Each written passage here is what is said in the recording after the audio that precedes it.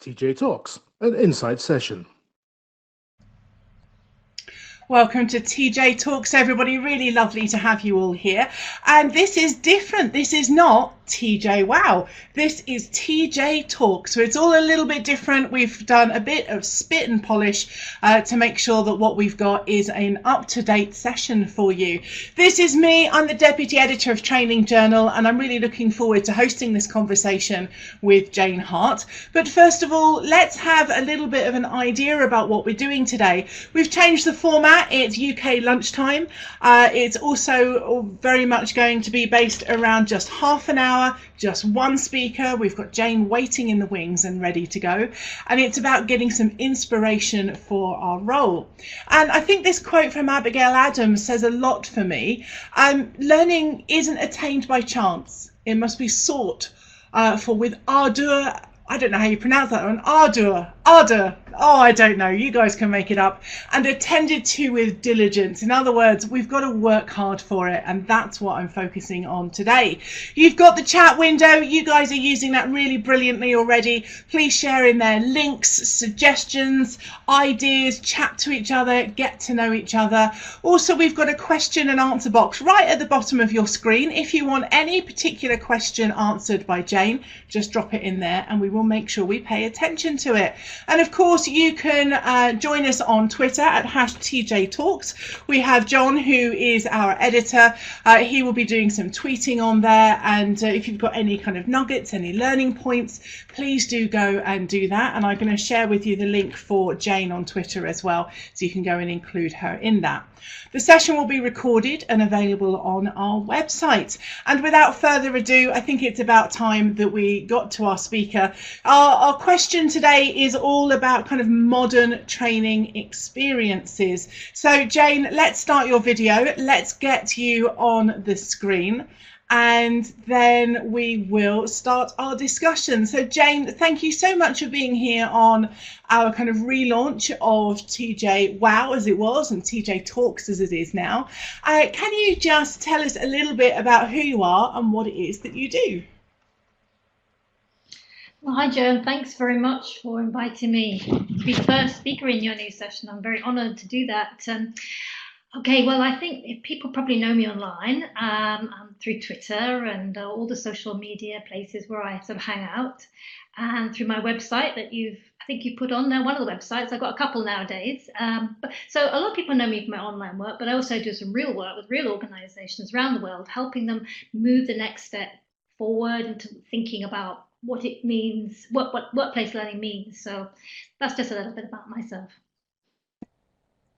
Thank you so much. And I pasted our opening question into the chat just there. Let me do that again, which is about the new trends that we are focusing on, new technologies, and where we can design and deliver those modern training experiences. What are your opening thoughts around this to get us? Well, I thought I should perhaps say what I said in the teaser video, which is I think if we focus on the technology, particularly on learning technologies, we tend to do things the same way. We just automate the same way of doing them. But if we think about the trends, that means we open up to new thinking, doing different things, on doing things differently. And then we can think about new technology. It doesn't necessarily have to be sort of our learning technologies. So that way we can begin to consider how we can create, design, deliver modern training experiences. And I think the other thing I mentioned on the teaser video, which I should say again, is that when I talk about training experiences, by that I mean a broad array of things that learning development does to people. And I try to differentiate that from learning experiences, what an individual has. Now, a training experience might bring about a learning experience. We hope so. It might not. But you can have learning experiences which are not through training experiences. So I think we need to differentiate too. That's why I was particularly pedantic about the way I use the word training experiences. So that's my opening remarks anyway. Thank you very much, Jane. And I really like that point about, it could be that we're using a technology. It doesn't have to be a learning technology. And actually, some of those technologies are quite quite low key. So you do that kind of work every year where you ask people about technologies they use, and popular every year, I seem to recall, is PowerPoint, for instance. So tell us a bit about low key versus maybe something like Twitter or VR or AI that's much more kind of maybe trendy. I don't think. I think people think they've got to use the trendy stuff. When I think some of the basic tools are really very good. I mean, with PowerPoint, for instance, people don't like PowerPoint, but I think you can easily create something very quickly in PowerPoint, very effective. It doesn't got all the bells and whistles that we need, but it does its job. And you know, if you just create a few slides, turn them into PDF, you've got an amazing little resource, and you haven't spent a lot of money on it. So we don't have to have these very complicated tools. Things like Twitter, I think they have a part to play. And I think that good thing about technology, I mean, don't just find a fancy technology and try and sort of force it onto your situations, but use it where it really makes sense.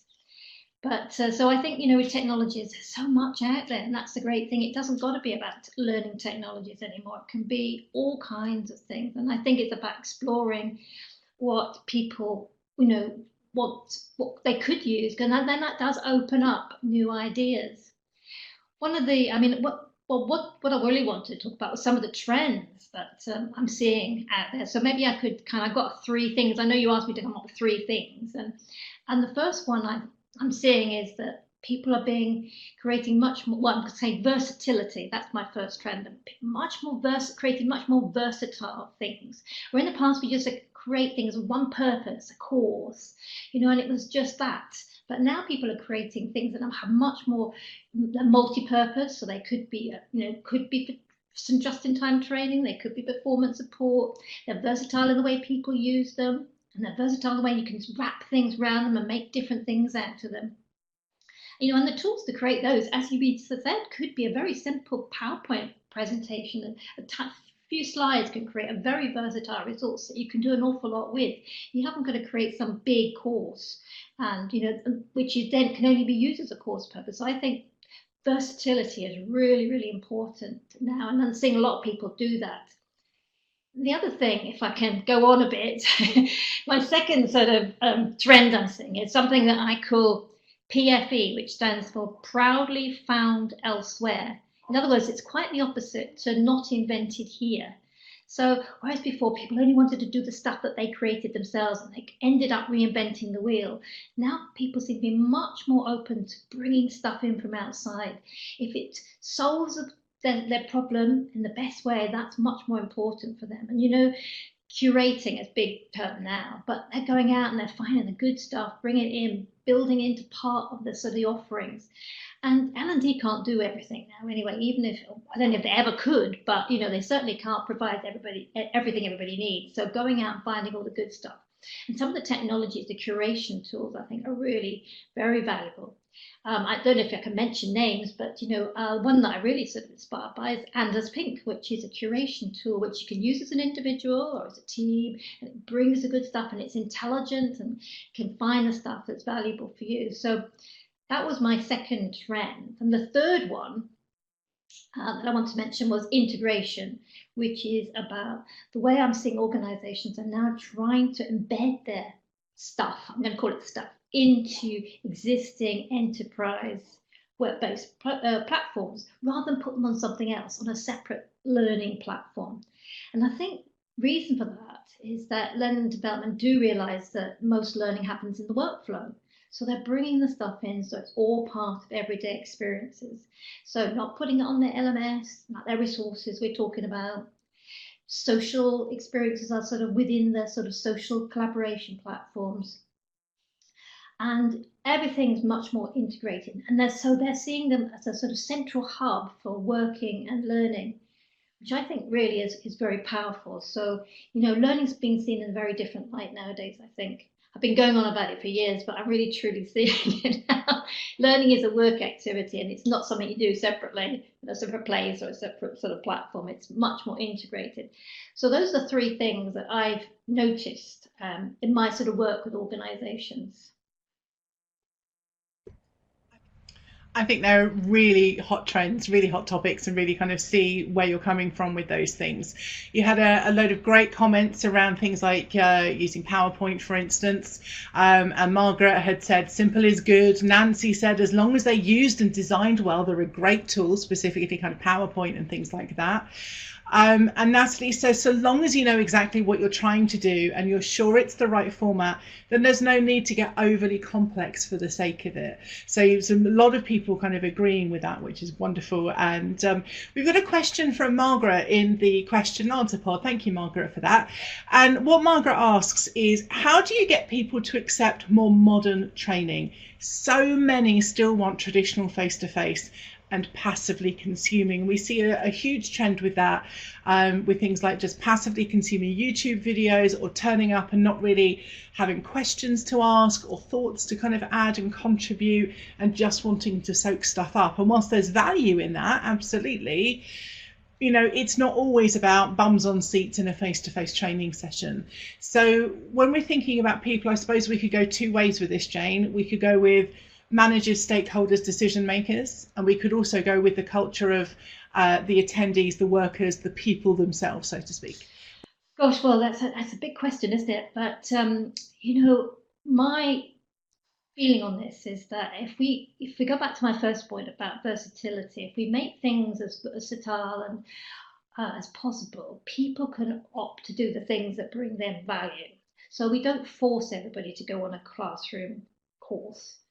We offer them the different resources. Now, if they like to calm and sit in a session with somebody and discuss things and find out more, that should be open to them. So we wrap these services around our our core resource, because there are people who just want to have that and read it. They don't want to do anything else. There are other people who want to come and discuss it and apply it and all that kind of thing. So I think the more we can offer different options for people to do things the way they like, I think it gives them power as well, because autonomy, choice is really important. You know, all that, so those studies I do, the sort of top tools thing, it's about the fact they have the choice to do things and the autonomy to do it. So if we give people more choice to do the things that bring them value, I think it buys in people in many different ways. And so we don't provide this one size fits all experience, so all have to go on a classroom course. We provide all the bits and pieces that could make up a good training experience, and then people can sort of select the bits they need. And you might say, well, the people that need the stuff don't come on it and all that kind of thing. But then what you really need is some sort of effective assessment at the end. Not, you know, it's not measured by whether they're on the course or they sit in a classroom, but whether they can do something at the end, that they have the new behaviors, they have the new performance that's required. And that's the important thing, you know. And if they can get there without doing any of it, that's fine. But we just need to open up and offer sort of a variety of things, because we all want to do things in different ways. And I think we shouldn't force everybody into doing the same way, because we need to take into account people's preferences, as well as, you know, the fact that things we need to be done. But if we measure it all by whether they can do something at the end, I think that's the way to sort of ensure that, you know, everybody does get something out of it. Long answer, sorry. Absolutely. It's a very good answer, thank you. And I think it's a really great point that what we're doing here is we're really focusing very much on what can they do at work, and that's the whole point, as opposed to a lot of the times we focus very much on what content can we push to people, and that's a very kind of traditional, you could say old-fashioned, ineffective way of changing people's behaviour and doing things at work. So Margaret says, thanks Jane for that answer. I'd like to focus a little bit on, maybe it's a culture piece, maybe it's dealing with stakeholders, because I feel that probably a lot of us, and you can let me know in the chat window if I'm right or wrong about this, sometimes we're dealing with maybe the managers or senior people in a department who are saying, we just want training, we just want X. And how can you deal with that? But the flip side of that, of course, Nancy says in chat, we're a small business and find that face-to-face training is a great way to expose people to others they don't directly work with, building social bonds and engagement. That's my doorbell. So thank you very much for that, Nancy. And it really highlights quite nicely the value of that. So what are your thoughts about kind of helping people get over that? There's two things actually. Can I answer Nancy's point about face-to-face training, great work to expose people to others. I think, you don't set it up. People love networking, and that's what they find the value out of training. But I say, forget about that. Just have the networking events. Don't try and sort of force that upon this training. You might have a bit of sharing of experiences and stuff, which I think is really the best thing about what a networking event is. But make a virtue of those networking events, and don't sort of try and force them into a training experience. But anyway, that's another point. But the question about the helping managers, I think this is the big culture thing, the culture change we need to bring about, which is that firstly, that a course or training isn't necessarily the right solution to a problem.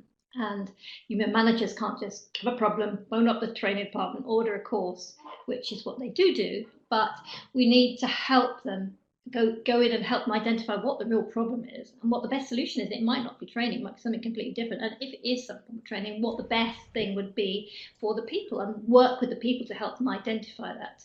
So that's performance consulting, really, of course, which is different from a training needs analysis, which is like you've already decided the training's a solution. So it's helping the managers see things differently, saying that they, and if they've got a problem, maybe they can even sort it out themselves. But if they do need help, can come and help them. But we're not going to just sort of respond to your course, okay, because that's why training is ineffective a lot of the time, is because it's the wrong solution to the problem.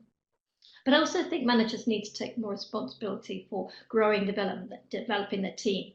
And this is some work I've really been doing a lot of in recent times with different organisations. They realise that in this new culture, it's not just about the L&D department taking responsibility for learning. Everybody's responsible for it. For individuals to self-improve and self-develop, and for managers to support that and to grow and develop their team, to build a new relationship with their team, which is one of helping them continuously grow and develop. And I think that is obviously a very different culture from the one we have. Then some organisations, they sort of understand it and come to grips with it. In more traditional ones, it's taking time. But I think that's where we as L&D people need to be putting more of our effort to try and build that new culture. Now, there'll be managers who won't understand it, so it's no good bashing your head against a brick wall trying to persuade the ones who haven't understood it, but work with the ones who do, build them up, support them, and show that you can support them in different ways, not just create a course because they've asked for it, but to help them identify problems, help them find solutions to team problems, help them with individuals who are looking to want to self-improve or to develop, and what that might look like. So it's a whole new relationship between L&D and the managers and the individuals. And and again, that's the kind of work I'm sort of promoting and supporting in organisations. But it does take time. And I guess the way it happens is from L&D becoming role models themselves. They need to be, investing in their own self-improvement, self-development. They need to have a mindset that learning is more than training, more than creating courses, more than e-learning, as in a traditional way. It's about enabling and supporting learning in all its ways. So the whole culture change is going to require everybody to think differently. But where do you start? It starts with us. Because if we believe this to be the way forward, we've got to kind of role model it, show it, demonstrate it, and sort of evangelize about it in the first days, promote it, and then support it ongoing.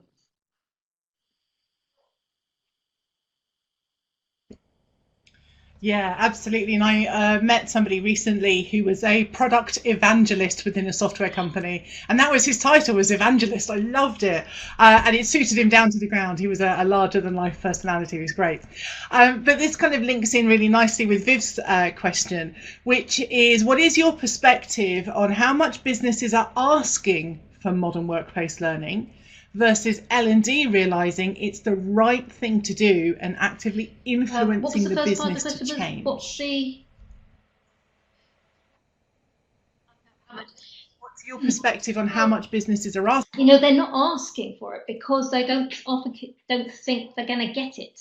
So they're actually, I'm finding that a lot of managers are doing a lot of this stuff. They're supporting their teams, they're growing their teams, they're doing things for their teams in more informal ways because they think that's the only way they can do it, because maybe their L&D department's still thinking in very traditional terms, or at least they think that they are thinking in traditional terms.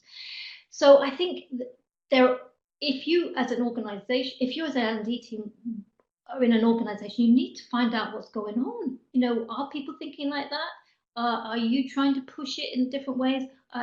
It's, it's, there are some organizations where it comes from the grassroots up, some from L&D. So it just depends. There's no sort of stock answer to that one. And I think if you're working in an organization you think could change, then you need to start making small steps. You might not think you can do it all on your own, but you can just have a conversation, and you just chip away conversation by conversation. You know, it's not, you don't have some sort of top down change management initiative to get people to think differently. It's got to come from you, and just conversations and doing things differently, and perhaps having ideas with managers, working with those who really want to do things differently. And it does really mean a new kind of approach from learning and development people.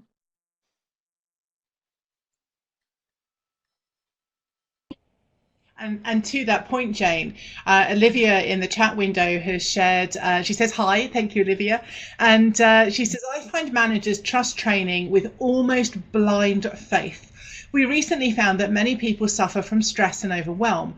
What did the managers suggest? A compulsory training on stress management. It seems so obvious that all these compulsory information dumps are actually what's contributing to stress. Surprisingly little emphasis seems to be on creating an enabling environment. It is not necessarily a lack of know-how that's stopping wanted from behaviour from manifesting. I'm sorry, my phone started to ring just at that moment, so I was terribly trying to turn it off, and I don't really focus on it. Let me just read this.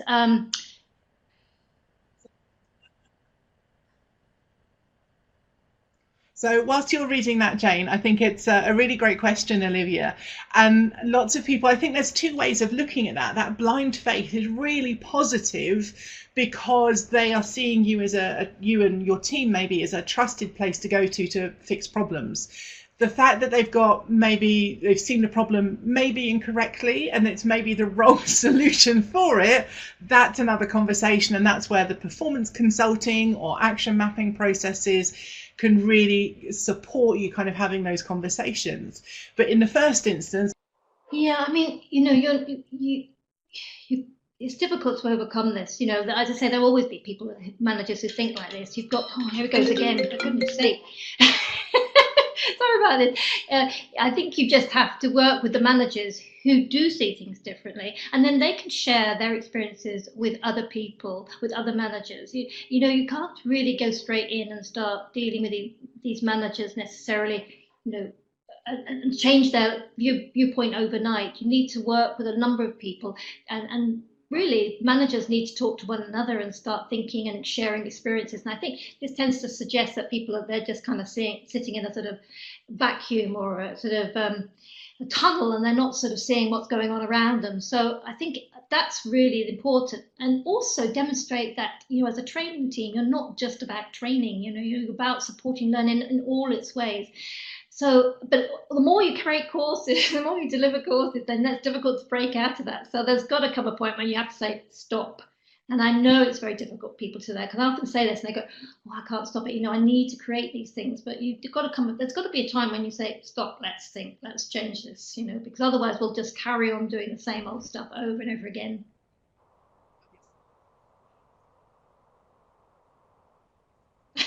Absolutely. And at this point, I think that is a great point to say, stop and let's think. Let me turn the video off. Jane is not going anywhere. We are not finished. But what I wanted to do is bring on a new chat window to the screen. So just have a look kind of in the main part of the screen here.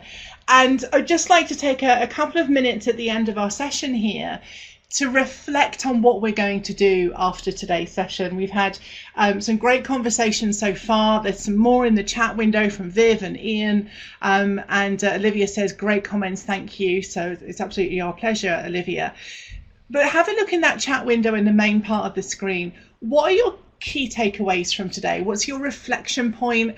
What is it that you're going to do? What's your action point? So it's great that you've come here. It's great that you've had a conversation and spoken with Jane and asked her questions.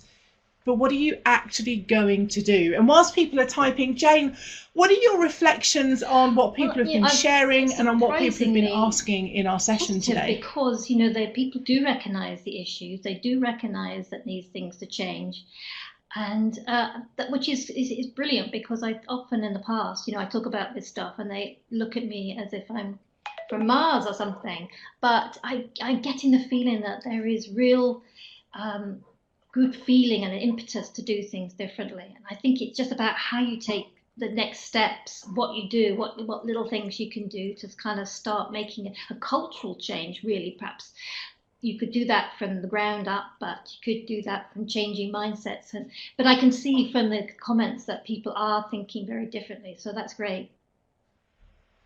Thank you, Jane. And I think that's a key point, is thinking differently. And I've shared in the chat window there about what I'm taking from today is inspiration, just whether that's to do something differently or actually to continue on the road you're on. I think that's really important. Margaret says to look again at the use of simple tools. I've really learned that doing webinars, doing virtual classrooms, is that sometimes it's really nice to go to town with all the tools. And sometimes it's really nice to be super focused and actually keep it completely simple is a really nice thing to be able to do. And Debbie said keep things simple as well. She liked the PFE comment and curation and embedding learning in existing systems, straightforward and refreshing. And Olivia says continue to work on changing the culture. It's slow and sometimes painfully frustrating, but I can't see any other way. Absolutely. Mel says, yeah, thank you, Jane. Mel says improve conversations with learners and managers to identify needs, not courses. That must be music to your ears, Jane. Yes, I just pick up on one thing. I wouldn't call them learners, because as soon as you start calling people learners, then they start to pigeonhole themselves into students or trainees. So your workers, what's going to sort their performance problems, their everyday problems? Sorry, just my little two pennyworth there. I love that. Pauline says with small conversations and help change the culture. Natalie says the importance of starting conversations bit by bit. That's a really good one, Natalie. And Ian says going to use the PFE slogan, thank you. And Nancy says talk to the business about their needs and what we can do to help. What brilliant results from today, from a very short conversation. So Jane, thank you so much for being with us today. Well, thank you, Joe. It has gone very quickly, and thanks for all the comments and the chat. I mean, it's amazing. So very good to start off your new series. So thanks again. Oh, thank you. It's been absolutely amazing with you, Jane. All of our webinars are recorded. They're all available on the website. You'll be able to go and see, including this one very soon. What's coming next? We have more. We have Christina Gadd coming up later in July, and also in July, because we're running 2 a month now, we also have Donald H. Taylor talking on these different topics. So do go and register on those and continue the conversation for us on TJ Talks. What did you like about the new format? What didn't you like, quite frankly, about the new format? Just let us know, and let us know what you thought about some of the things that Jane shared. And I've shared her website and also her Twitter address again there. So thank you once again, Jane, and we'll see you all soon.